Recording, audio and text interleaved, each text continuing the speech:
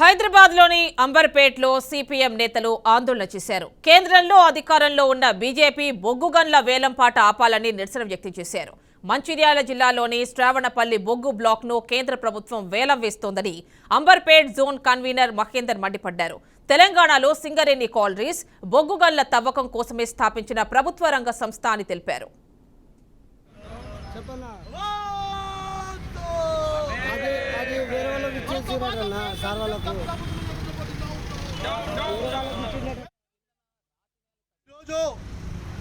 దేశవ్యాప్తంగా బొగ్గు గనుల ప్రైవేటీకరణ ఆపాలని చెప్పి దేశవ్యాప్తంగా ధర్నా కార్యక్రమాలు చేపడుతూ ఉన్నాం.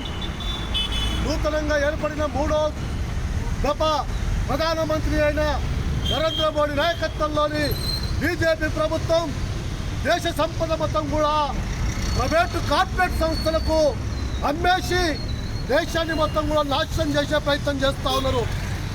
ఒక పక్కనేమో దేశభక్తి భరతమాత అని చెప్తా ఉన్నారు. ఆ భరతమాత పేరు చెప్పి ఆ భరతమాతనే నరికే ప్రయత్నం చేస్తూ ఉన్నారు, చంపే ప్రయత్నం చేస్తూ ఉన్నారు.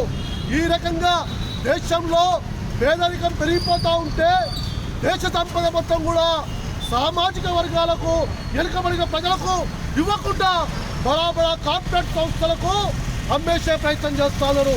సింగరేణి కార్మికులు అనేక రోజులుగా సింగరేణి బొగ్గు బావులు మొత్తం కూడా సింగరేణికి సంస్థకు అప్పచెప్పండి, మేమే కాపాడుకుంటామని చెప్పేసి వాళ్ళు అడుగుతూ ఉంటే వాళ్ళను కాదని చెప్పి వాళ్ళను కూడా వేలంలోనే పాల్గొనమని చెప్తా ఉంది.